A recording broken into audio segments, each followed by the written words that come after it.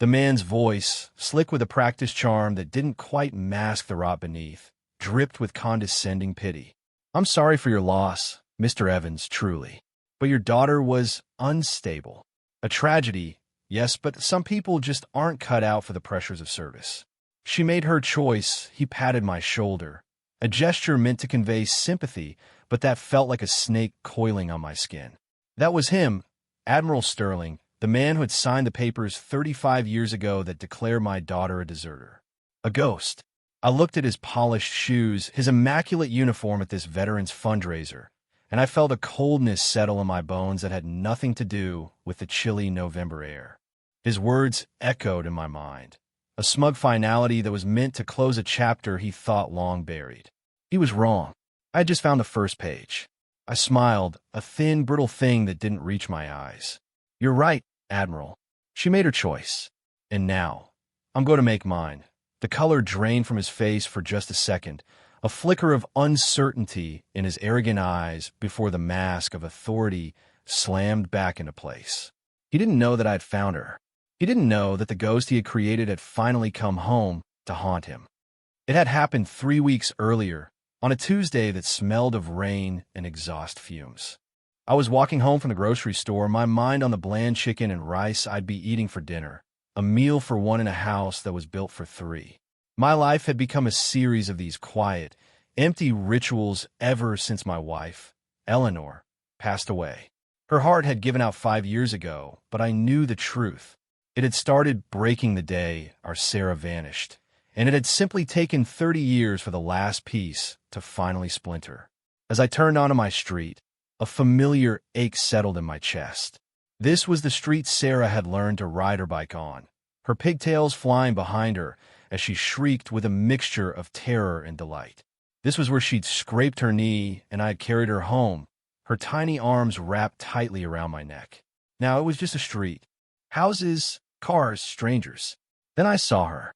A woman huddled in the doorway of a closed-down bookstore, wrapped in a thin, filthy blanket. Her hair was a matted gray and brown tangle, her face smudged with dirt, but it was the eyes that stopped my heart.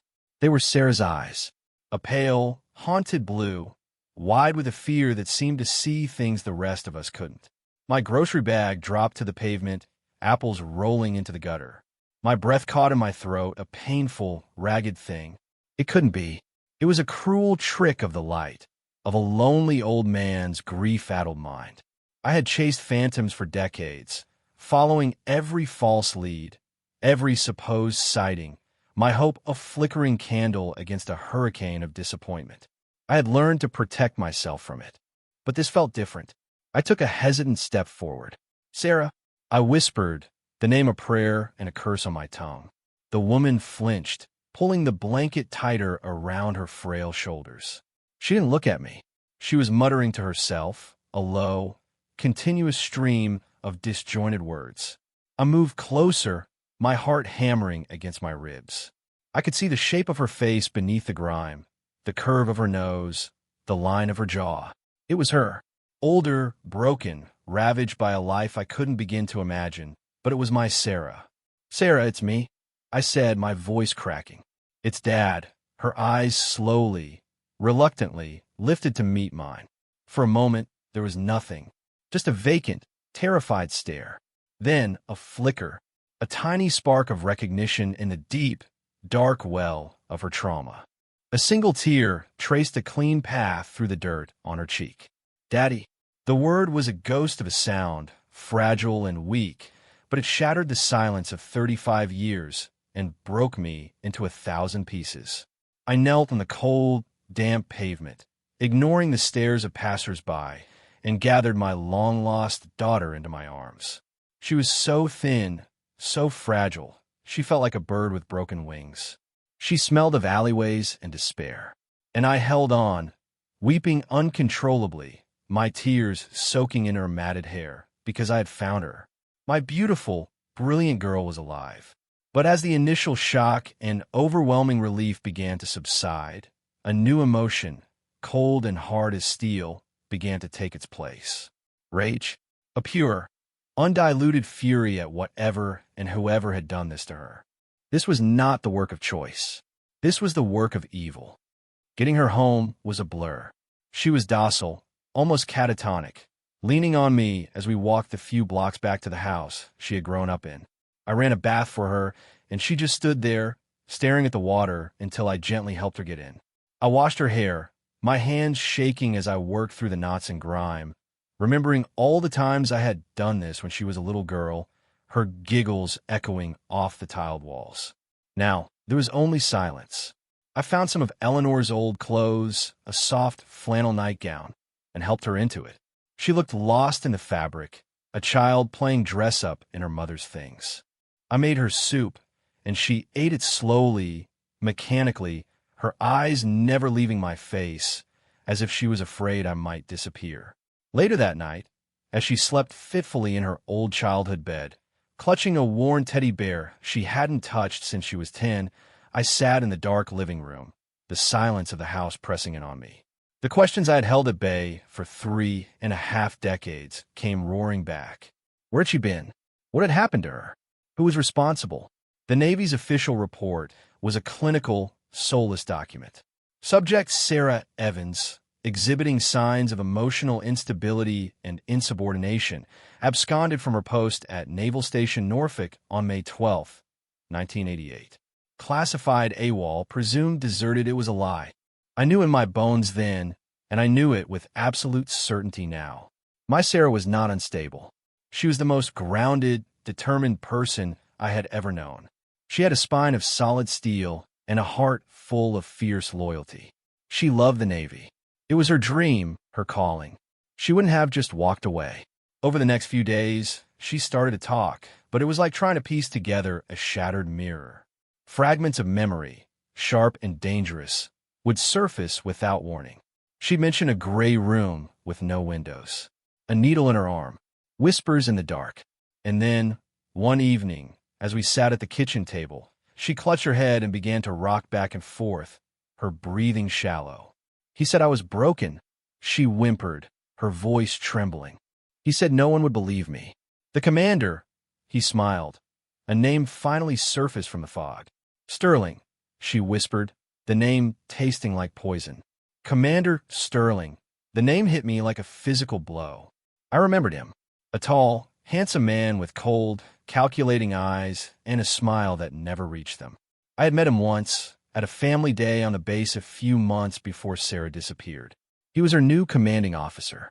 He had shaken my hand, his grip firm and confident, and spoken of Sarah's potential in a way that felt dismissive, as if he were talking about a piece of equipment rather than a human being. He exuded an aura of untouchable arrogance. At the time, I had dismissed it as the confidence of a man in a position of power. Now I saw it for what it was, the predatory stillness of a wolf. In that moment, sitting in my quiet kitchen with my broken daughter, a vow formed in my heart. It was a cold, hard promise. I would find out what Sterling had done. I would uncover the truth that the Navy had so conveniently buried. And I would make him pay, not with violence. That would be too easy, too quick. I would do to him what he had done to my daughter. I would dismantle his life, brick by brick. I would strip him of his honor, his reputation, his wealth, and leave him with nothing but the ugly truth of who he was for all the world to see. The 35 years of grief and helplessness were over. The hunt had begun. First, I had to understand the past. My mind, trained for decades as a structural engineer, began to assemble the blueprint of Sarah's life, looking for the stress points, the hidden fractures. I went up to the attic, a dusty repository of memories I hadn't been able to face since Eleanor died. I found a box labeled Sarah. Inside was a lifetime. Her first drawing, a lopsided smiley face. Her report cards, a string of perfect grades. Her high school diploma, valedictorian.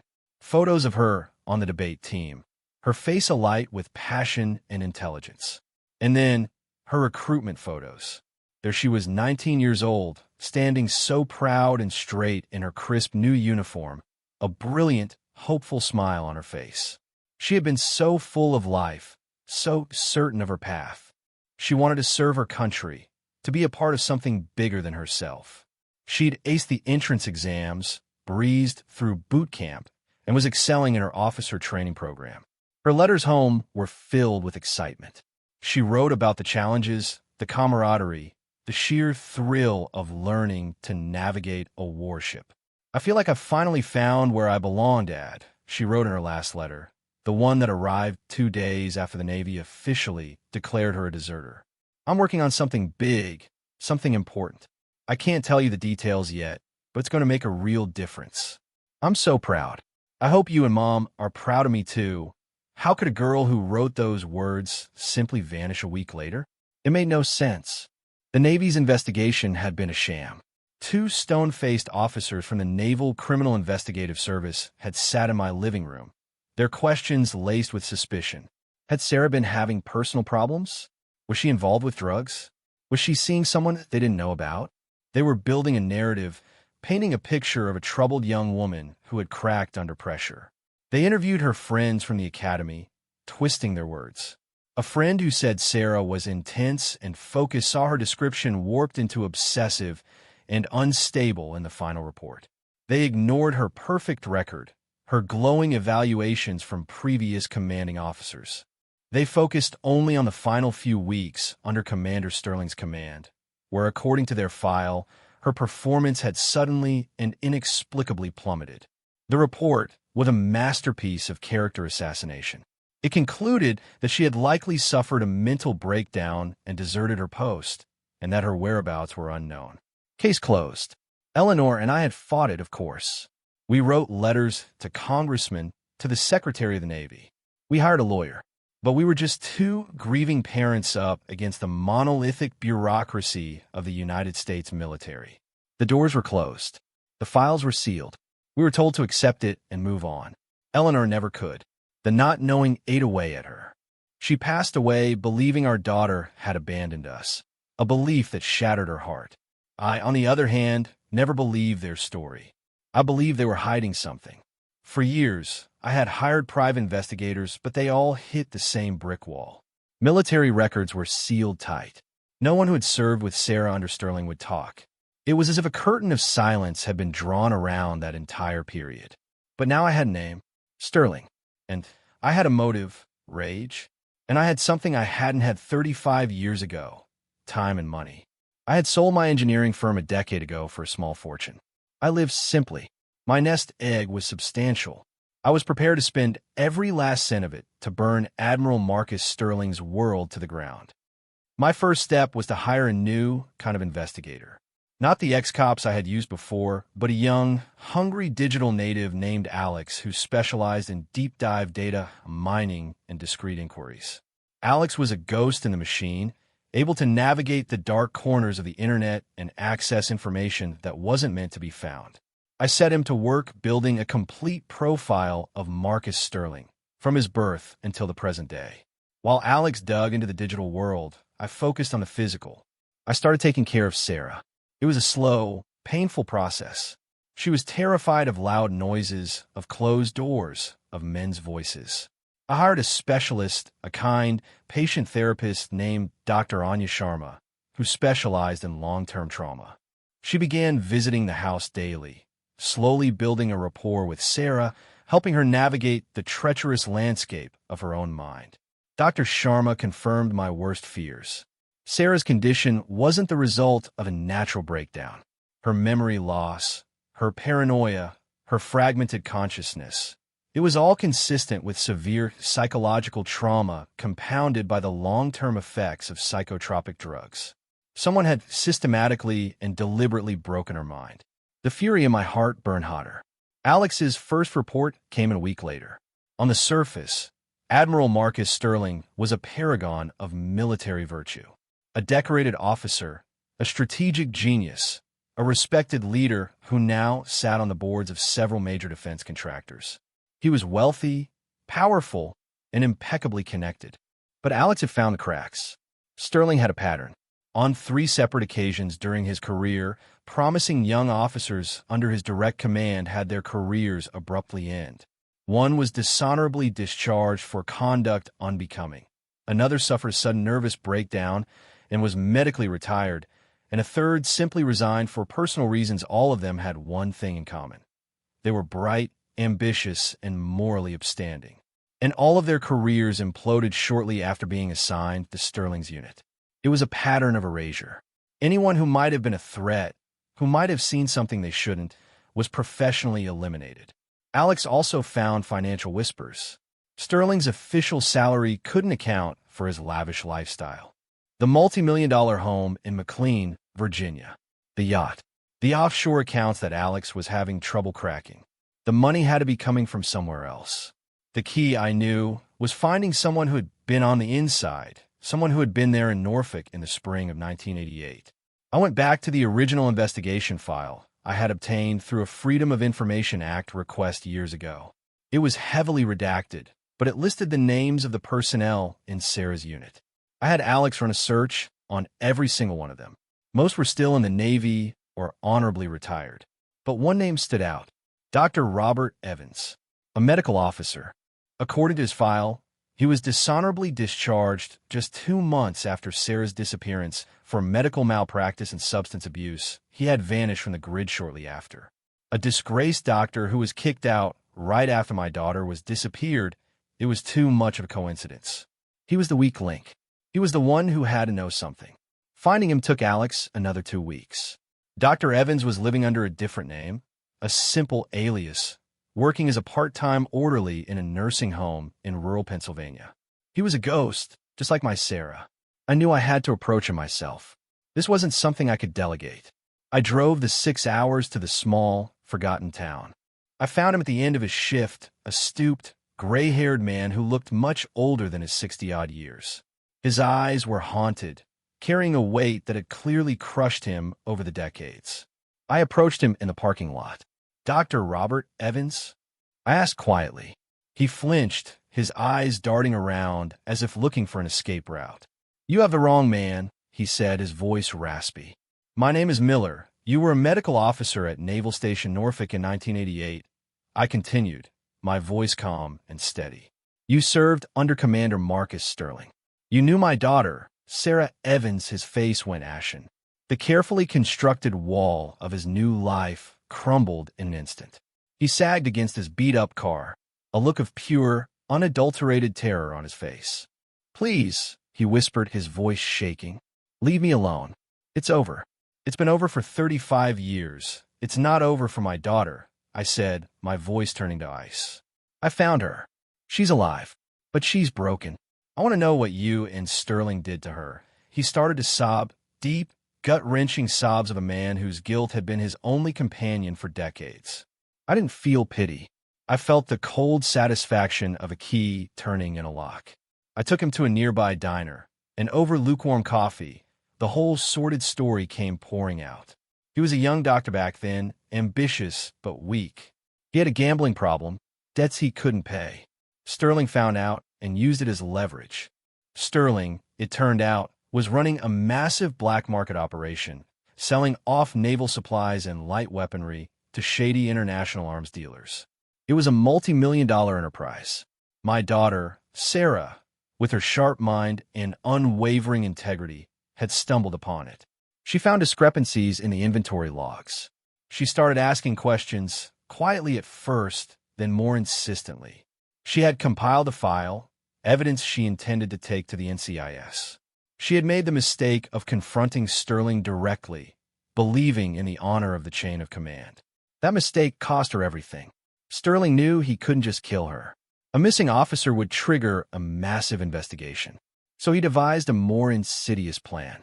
He decided to destroy her credibility, to break her mind so completely that if she ever did surface, no one would believe a word she said. He used his authority to gaslight her relentlessly. He assigned her impossible tasks and then disciplined her for failing. He spread rumors that she was unstable. He ordered her into psychological evaluation, and that's where Dr. Evans came in. Under Sterling's orders, Evans diagnosed her with paranoid schizophrenia. He administered a cocktail of experimental, powerful psychotropic drugs. He told me they would just disorient her for a while. Evans choked out, his face buried in his hands. But the doses, he kept telling me to increase them. She started having hallucinations. She lost track of time. She didn't know who she was anymore, when she was completely broken, they staged her desertion. In the middle of the night, two of Sterling's loyal men drove her hundreds of miles away and left her at a bus station in a strange city with no money, no identification, and a mind that was a raging sea of confusion and terror. They had created a ghost and set her loose in the world. Dr. Evans had been their tool.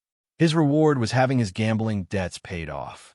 His punishment, when he started to crack under the guilt, was a swift and brutal, dishonorable discharge, his career and reputation destroyed to ensure his silence. Sterling had framed him for malpractice, using his own coerced signatures on Sarah's false medical records as proof. I sat there, listening to this horrific confession, and the rage in my heart crystallized into something cold, sharp, and perfect. I now had my witness. I had the truth, and I had a plan. My revenge would not just be about exposure. It would be about poetry. It would be about justice. Sterling was scheduled to be the guest of honor and keynote speaker at the annual Navy Benevolent Gala in Washington, D.C. in 1 month's time.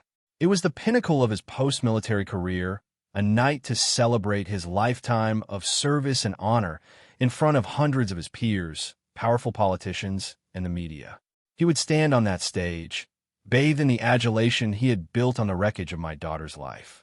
And it was on that stage that I would tear it all down. The month leading up to the gala was a whirlwind of meticulous preparation. I moved Dr. Evans to a secure location, a private cottage I rented in the countryside, with Alex providing round-the-clock security and support. The man was a wreck, terrified of Sterling's reach even after all these years. I hired a top-tier legal team to prepare his official deposition, a sworn statement detailing every aspect of Sterling's crimes, from the arms dealing to what he did to Sarah. We recorded his testimony on video, his face etched with shame and regret, making his account all the more powerful. While the lawyers worked with Evans, Alex, and I focused on gathering corroborating evidence. It was like an archaeological dig, dusting off 35 years of buried history. Alex's digital skills were phenomenal. He managed to unearth old shipping manifests from Norfolk that had supposedly been destroyed in a fire that we now knew was no accident. The manifest showed clear discrepancies that aligned perfectly with Evans's testimony. He also finally cracked one of Sterling's offshore accounts, tracing a series of payments back to a shell corporation with known ties to an international arms dealer. It was the smoking gun. We tracked down the other two officers whose careers Sterling had destroyed. One was dead, a suicide, but the other, a woman named Maria Sanchez, was alive. She was a high school principal in Arizona, a strong, resilient woman who had rebuilt her life after Sterling had railroaded her out of the Navy for insubordination when she, too, had started noticing financial irregularities. At first, she was hesitant to talk, the old fears still very real. But when I told her about Sarah, when I showed her the evidence we had, her hesitation turned to a quiet, burning anger. She agreed to provide a sworn affidavit detailing her own experience with Sterling's methods. My plan had several moving parts, all timed to converge on the night of the gala. First, the package. I compiled everything into a comprehensive dossier.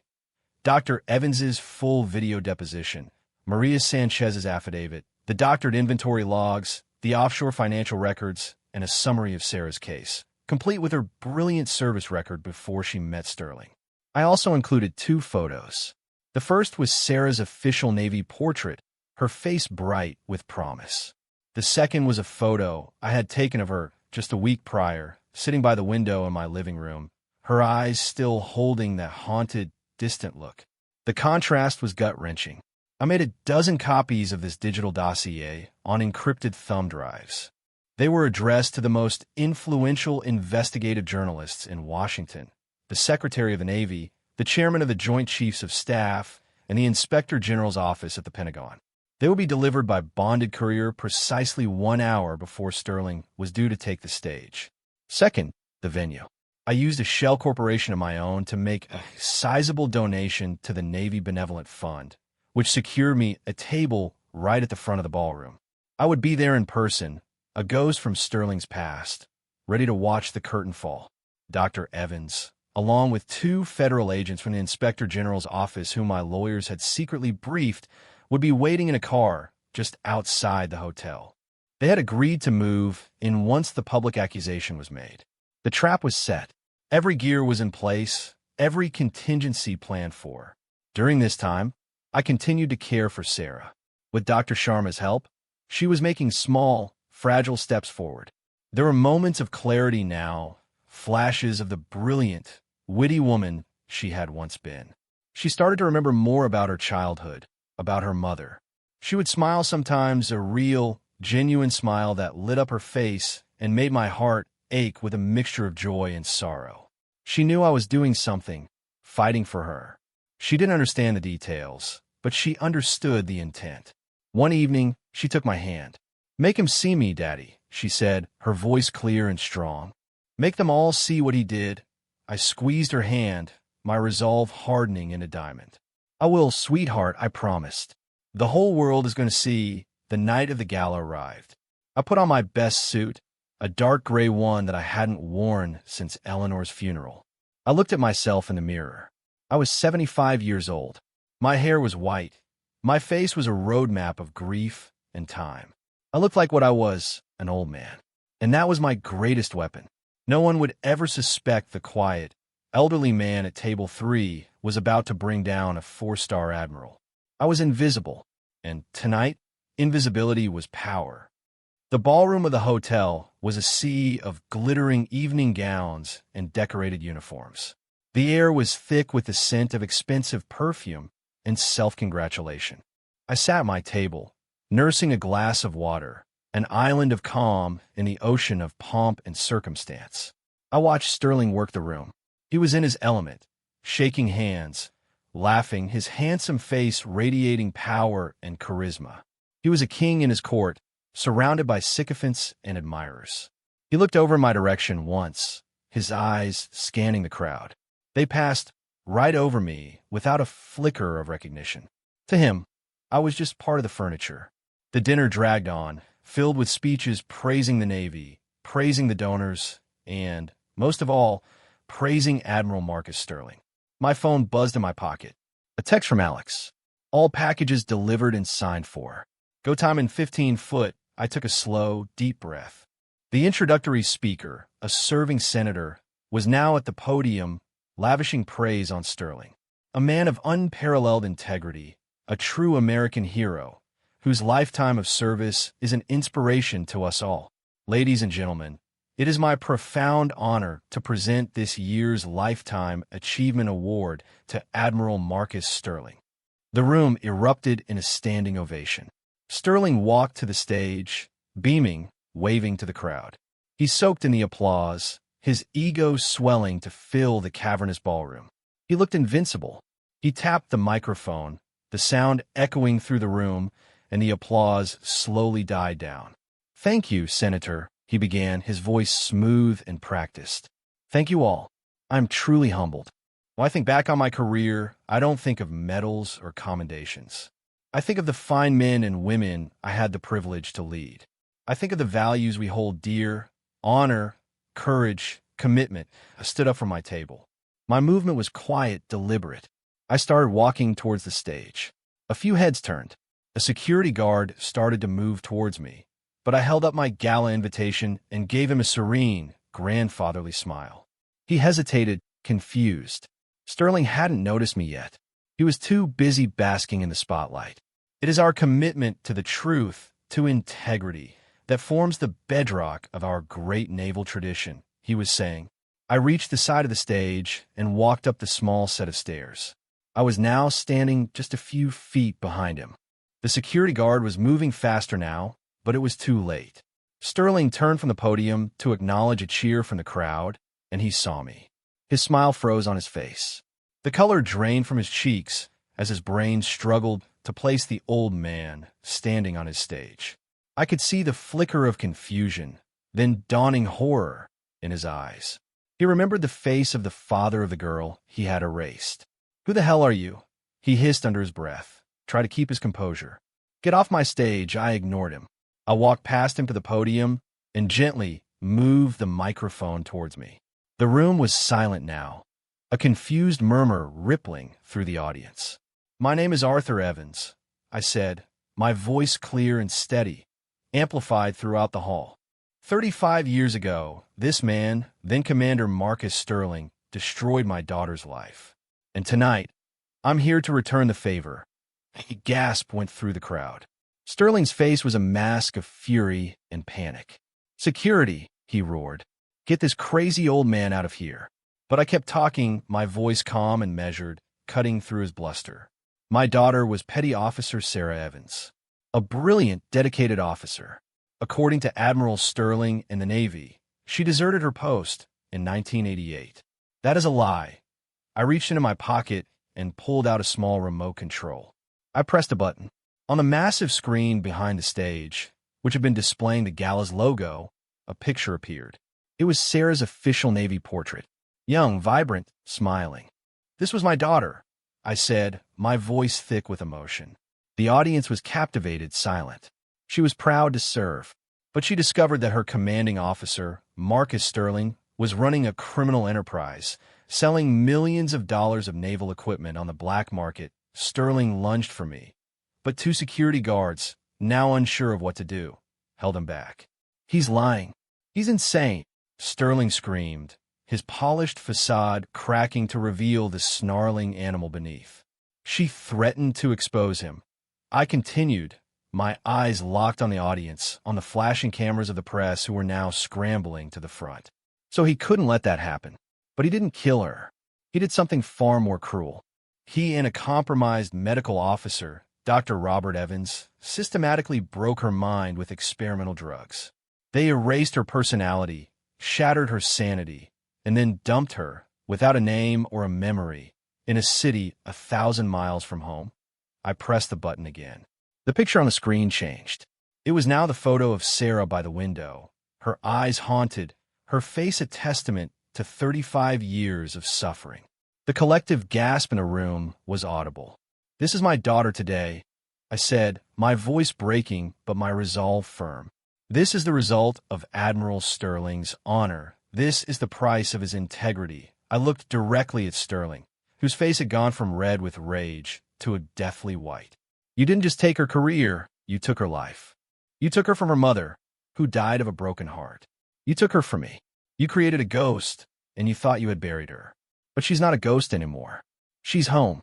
And her testimony, along with the sworn confession of Dr. Evans and the financial records from your offshore accounts, were delivered to the press and the Pentagon an hour ago. Panic. Pure, absolute panic flashed in Sterling's eyes. He knew he was finished. He shoved the security guard aside and made a run for the exit, but the doors at the back of the ballroom were already opening. Two men in dark suits with federal badges on their belts stepped inside, their expressions grim. Dr. Evans was standing between them, his face pale but resolute.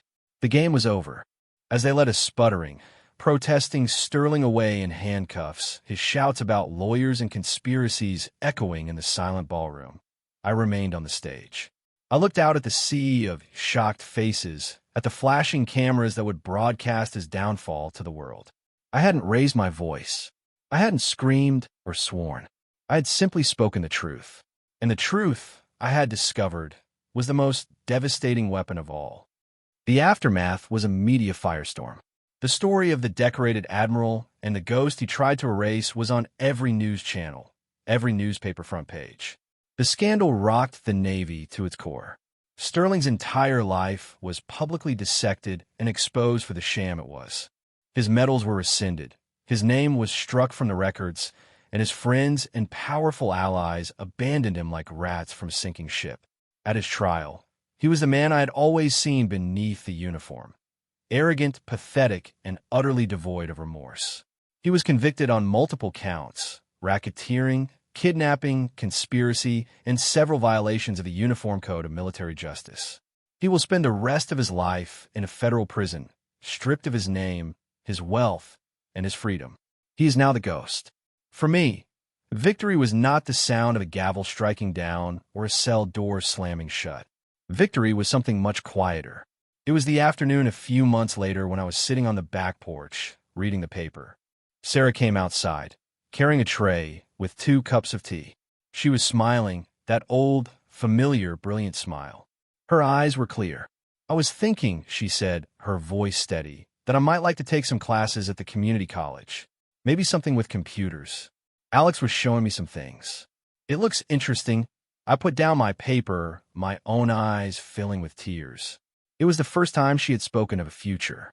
The road ahead for her is long, and some scars will never fully fade. But she's no longer lost in the fog. She is present. She is healing. She is home. People have called me vengeful, and perhaps I am. But I don't see it that way. What I did was not for me. It was for the bright-eyed, 19-year-old girl in the photograph who believed in honor and was betrayed by the very system she swore to uphold.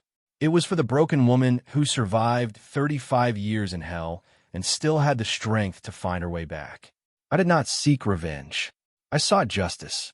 I sought to balance the scales. I took a world of lies, and I set it on fire with a single, undeniable truth. My daughter's name is Sarah Evans, and she is a hero.